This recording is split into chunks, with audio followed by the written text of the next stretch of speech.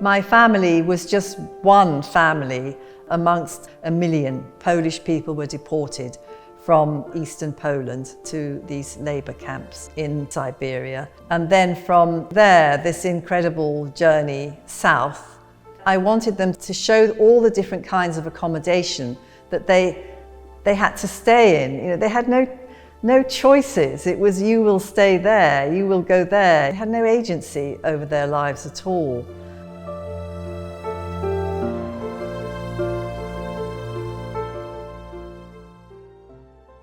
When we see pictures of refugees, we see them as refugees, these people who've just arrived or who are fleeing, who are getting on trains or boats. But actually, they had this other life like we have here and we take for granted. These people have an identity other than refugee or forced migrant.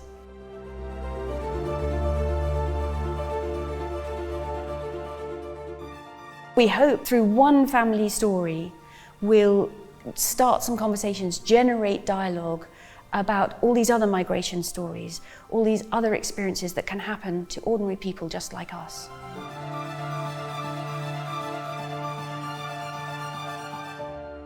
Our research project isn't just interested in war as understood as armed conflict or a series of battles within a very defined time frame.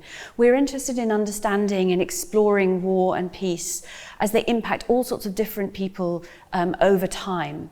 And one of the many legacies of conflict that we've been exploring is forced displacement, the way in which conflict displaces people, sometimes within their region, sometimes even within their country, sometimes to different countries and continents.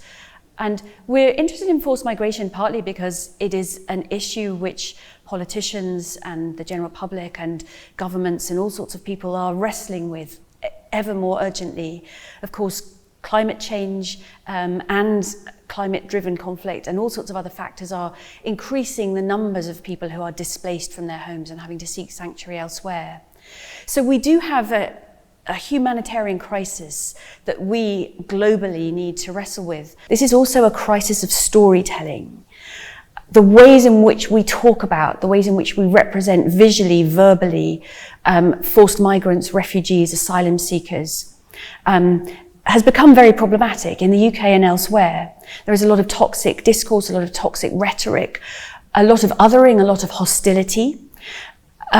There is a research project that has looked at the 10 stages to genocide, the propensity of a society, the indicators that suggest how far on the road towards genocide any society might be. And if you look at the different stages, 1 to 10, at number 4, there is othering and dehumanization of people. At number 6, there is polarization. And we're seeing that kind of rhetoric, we're seeing that kind of discourse in the storytelling that is being done in the press, in politics around forced migration and forced migrants. This is a crisis in storytelling as well as a humanitarian crisis. So what we're really interested in is thinking about stories as interventions as well as potentially problematic. Stories in all sorts of different media. So thinking about the way in which art or film or the museum space can positively shape how we understand and how we imagine forced migration, the rupture of displacement, the challenges along the way, the very, very long journey of homemaking, even when you've actually settled in one place and are there to stay.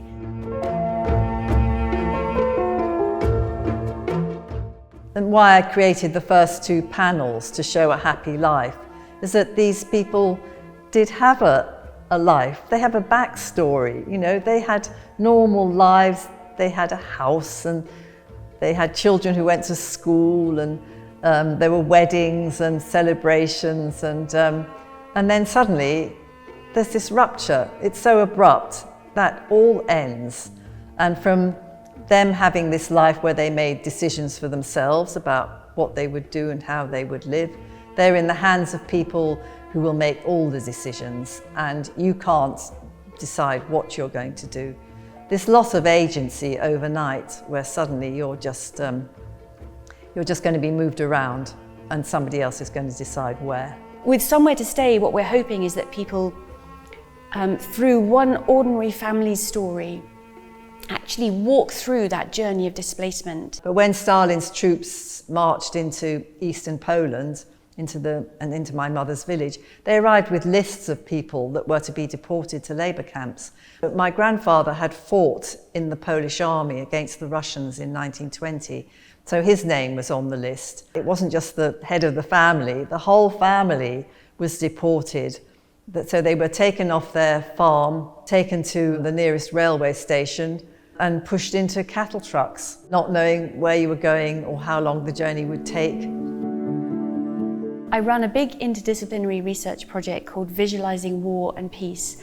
And in a nutshell, we're interested in the different habits that we have as individuals and as communities in thinking about war and peace, imagining it, describing it, and approaching it. We're very, very interested in the feedback loop between narrative and reality. So the stories that we tell of war and peace do reflect realities up to a point, but they also help to shape reality because they influence how we think and how we feel and how we behave. So stories are world building.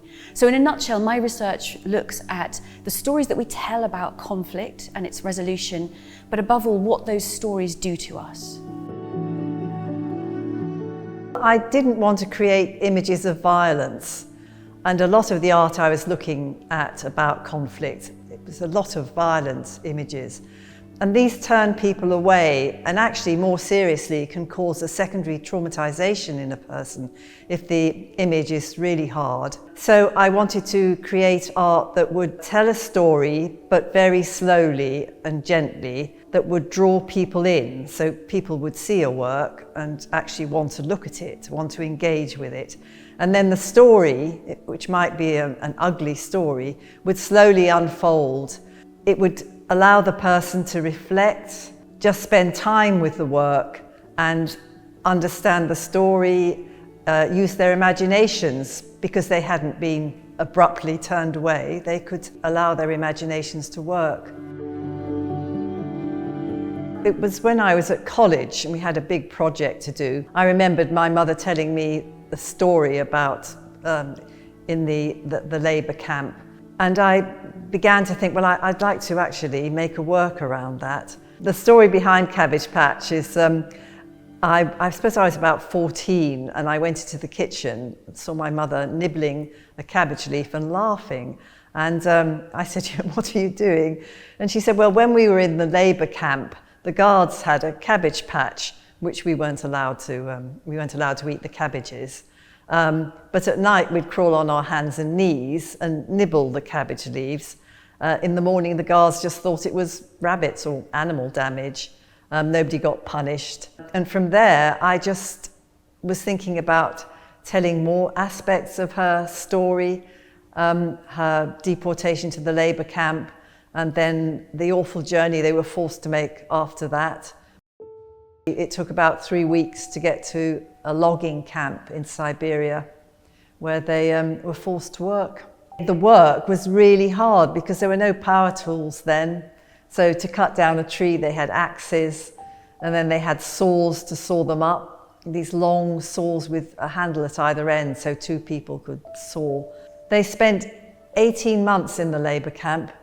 And of course, lots of them died. I mean, those people weren't expected to survive more than 1 winter, perhaps 2. But then Hitler invaded Russia and Stalin then joined the Allies. There were then some negotiations about these people who were incarcerated in these camps. So these people released from the labour camps without any help, open the gate, here's a paper to say who you are, off you go. And they had to travel by train, by whatever means, to get south to the recruitment centre, through Russia itself, down to the stands, Tajikistan, Uzbekistan, where the men would sign up to join this new army. And the women and children followed them. In Uzbekistan, my mother, first of all, was picking cotton on a collective farm, and then staying with an Uzbek family that had silkworms. Her job was to feed the silkworms, which sounds all right, except they stink apparently, so that wasn't very nice either. As this army slowly got together, it was going to move across the Caspian Sea into Persia, modern-day Iran. and the women and children would go with the soldiers. Once in Iran, they were looked after by the British Army, who had a presence there, and the International Red Cross. From Iran, there's another panel showing Isfahan, where the children would have stayed in these lovely palaces. There were so many of them there. It was known as the City of Polish Children. The Persians opened their homes to accommodate the children, some palaces. But of course then they couldn't stay there. So the next stage of the journey, the men by this stage had gone into Europe to fight against Hitler, but what to do with the women and children? Britain decided that the women and children could go to the East African colonies all the way down the coast of East Africa and sit out the war. So from Iran, they travelled by truck through mountainous country down to Karachi, which was still in India then, and by boat from Karachi down the east coast of Africa to Mombasa. And then inland, my mother went to the biggest refugee camp in Tanganyika, as it was then, Tanzania. There were 4,000 Poles in this camp called Tengeru. The refugees got themselves organised and built a farm and a church and a school. In fact, I think there were several schools organised. And some of the refugees stayed in those camps until the early 1950s. So the Poles were actually able to move away from the camps and get work. Yes, my mother looked after the children of this family. My father was a friend of the family, so they met, eventually got married. And my brother and I were born in Kenya, and we came to live in England eventually in 1960. I wanted to really show the long shadow of war because my mother recovered quite well from the terrible time she had. But of course, a lot of people didn't. So for some people, the war never ends. It's never over once something like that has happened. So it casts a very long shadow across people's lives.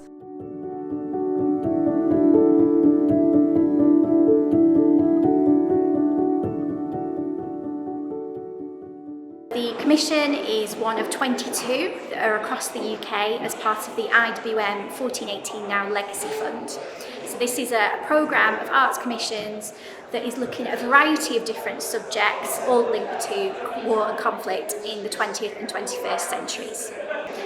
The goal of the programme is to broaden our horizons, to reach as many different audiences as possible throughout the UK, to encourage people to engage creatively with the themes of war and conflict, and to produce these amazing art commissions like the one here today, which will allow us to explore war and conflict in a new way.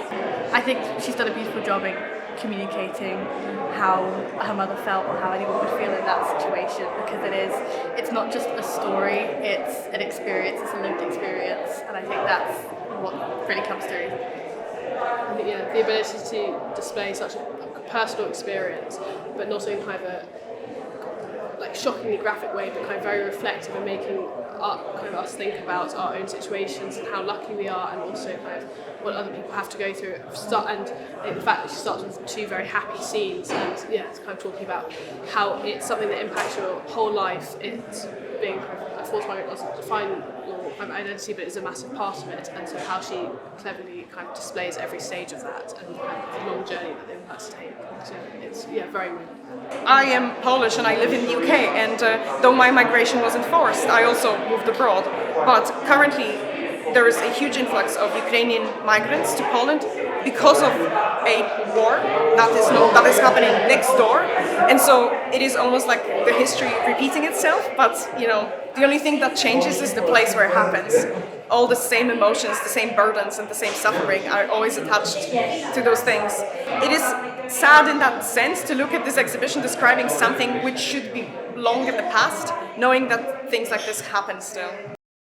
The storytelling about the other migrants from the other places, from the conflicts and the wars, and we have to continue educating people all the time. And the art, and the Polish art, is one of the best ways to do that. The main exhibition is absolutely stunning and tells a beautiful story as well. I thought they were very powerful, beautifully crafted, and it tells a particularly hidden story. People in the UK will have no idea about these people's stories. So I think it's really quite an important tale to tell. It's always, well, it's happening over there, it's happening to somebody else, or we'll send some money, or we'll send some but it really brings it home. These are just people like us who are going through horrible experiences and dying along the way. So I think people should come and see it and really get in touch with that. About just how important it is to remember about the personal histories that people leave behind. I'd say a lot of the media controlled narratives about forced migrants, and not people from Europe, not like Ukrainians, really stigmatize refugees. I think it's regardless of where it is, it's not just in the UK. I think stories of forced migrants need to be told continuously. To accompany the physical exhibitions, we've put together a website and we have been interviewing a range of people for our podcast, people who've been displaced from Syria, from Afghanistan, from Iran. We have also been talking to artists, photographers, authors who work in places like the Democratic Republic of Congo, who have experience of forced displacement themselves from Bosnia-Herzegovina. What we've been trying to do is talk to people with lived experience of forced displacement, and also people who are experienced at storytelling, and bring all of those people together to combat what one of our podcast guests calls the tyranny of the single narrative. This idea that all migration experiences are the same, that we can boil everything down to one image or one understanding of the refugee experience. One of the greatest gifts we can give to people is to listen without judgment to the stories that they want us to hear. So our project is really about amplifying their stories and giving voice to people who've got lived experience of forced migration, to generate more conversations about that and more understanding. We hope that visitors actually go to our website and don't just explore the stories that are there, but tell us what they think, share their stories if they've got stories of forced displacement, but also share their experiences of interpreting, understanding, coming across different images and stories of forced migration themselves. So we'd really love people to go to the website, fill in our feedback form, and above all tell us what kinds of stories of forced migration they've come across, whose voices they tend to hear, and what difference that makes.